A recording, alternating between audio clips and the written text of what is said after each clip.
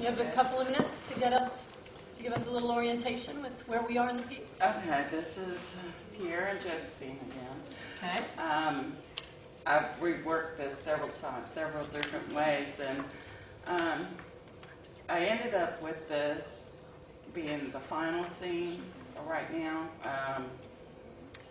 Pierre and Josephine have had a stormy relationship. They're doing a play by Shakespeare that's called Much Ado About Nothing, and which is a play about a stormy loves that use verbal warfare a lot. So it kind of coincides with them. And anyway, this is their final act. She has got consumption, which is a lung disease, and is dying. And so if it's a play within a play, it would be called what? Meta theater. Meta theater. Okay, so you might want to write that on your feedback forms to remember. Okay, great.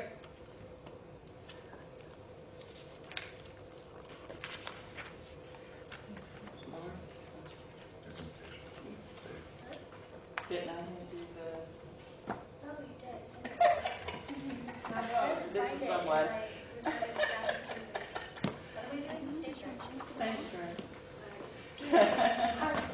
I knew I was missing someone. So sorry. I'm missing. So you want me to go back over the synopsis and everything? Jen? That's up to her. Did you have a plan? I think we know these characters, right? Yeah. We know that. Okay, I think we can skip it. It's all right with you.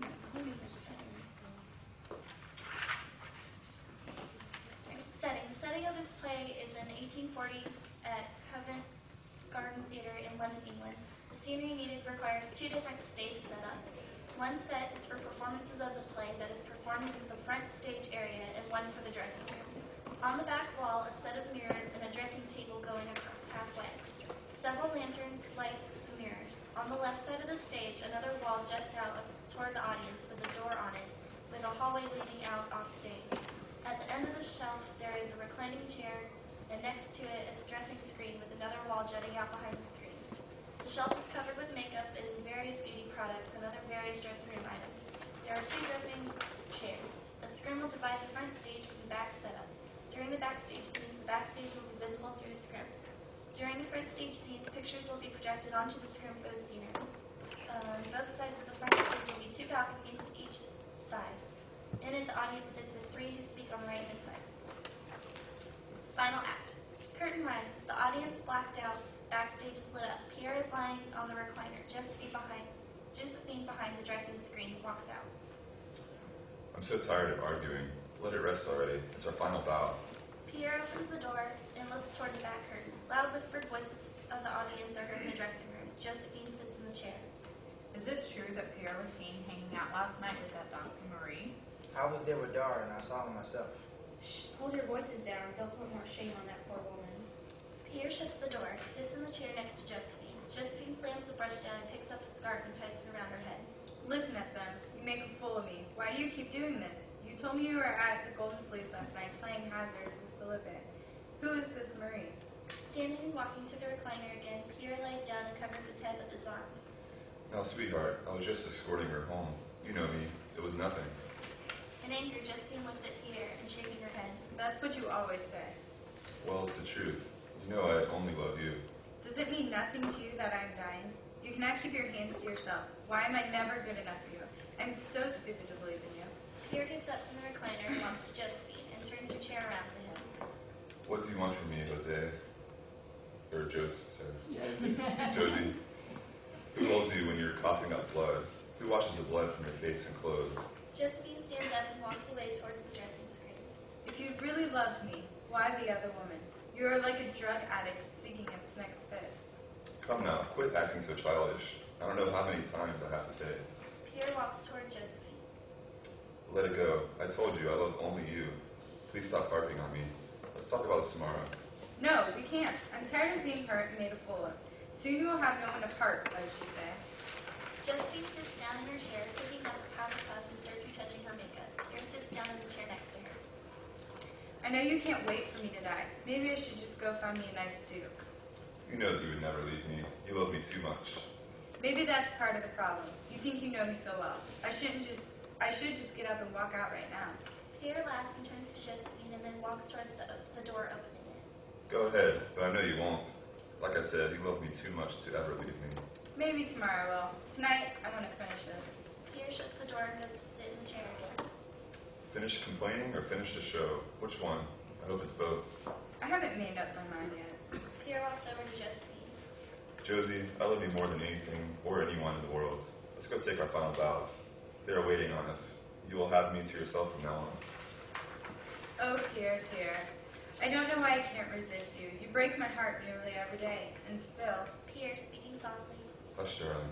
I know we can work it out. Everything will be okay. Wait and see. Weren't we great tonight? Do you hear them calling us? Hurry, darling, so we can do our final curtain call. Deep in thought, Josephine speaks angrily and then tapers off again. I don't know if I can go back out there for you to humiliate me again. Was that Marie out there on the front row making eyes at you all night? Are you lining her up to take my place? Josephine looks, if in thought for a few seconds, not listening to Pierre. She picks up a pot of lip color and applies it to her lips. Will you stop it? Is this what I am, and is this what I'm in for now, that we will be together all the time? It was no one. Come now, let's go. They're waiting on us. Josephine rises slowly from her chair with a look of concentration on her face. Pierre stands and grabs her arm. Josephine stops and then sits down. What are you doing? We have to go. Go on. I'll be right there. Give me a second. I will wait for you at the curtain. Hurry up.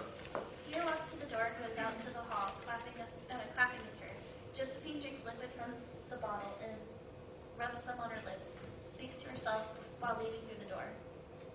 Yes, my darling. Tonight we will finish it. There will be no other woman for you. Only me for eternity. They walk behind the curtain, lights go dark backstage, and the picture of Covent Garden stage is shown on the screen. They enter front stage right. All audience members are clapping. Bravo, bravo. Pierre signals to the audience for quiet and bows to the audience. Thank you. Thank you all very much. Tonight has been an amazing night. I hope you have enjoyed the show as much as we enjoyed performing it. We're going to miss each and every one of you. Clapping her again, Pierre and Josephine bow again, and Pierre looks down at Josephine with love. I would also like to thank my beautiful wife, Josephine. All these years, and I still love you as much as the day that I met you. You're so beautiful and brave, and I'm so proud of you. Pierre bends down and kisses Josephine. She speaks weakly. I want to thank everyone for all the applause and recognition you have given us over the years. You are all special to me, and I will never forget the pleasure you gave me. Josephine begins to cough and raises a handkerchief to her mouth. Josephine has kept me going through all the tough times. She is the love of my life, and together we've made a great team. Now it is time for me to be strong for her. As much as we hate it, it is time for our last curtain to fall. Josephine, are you okay? Josephine, coughing, drops a bloody handkerchief and looks up at Pierre, Oh my God. coughing while talking. I am so sorry, Pierre. I wanted to be with you forever. Please forgive me. Pierre grabs Josephine in his arms. Josephine is struggling to breathe. Forgive you. It is I who should be asking for forgiveness. I am so sorry for everything I put you through. Pierre begins to look weak too. He begins to cough. Josephine, in a loud whisper, coughing. No, darling, it is I. I could not leave you all alone. I couldn't stand the thought of you with another woman. I poisoned my kiss.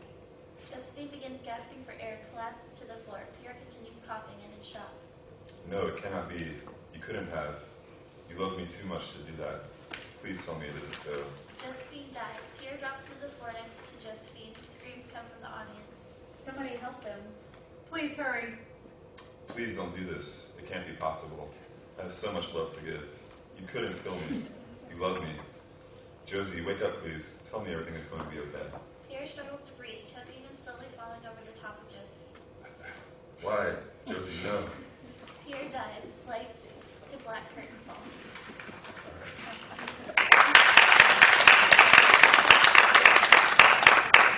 You guys don't have to blush when you're saying endearing things to each other.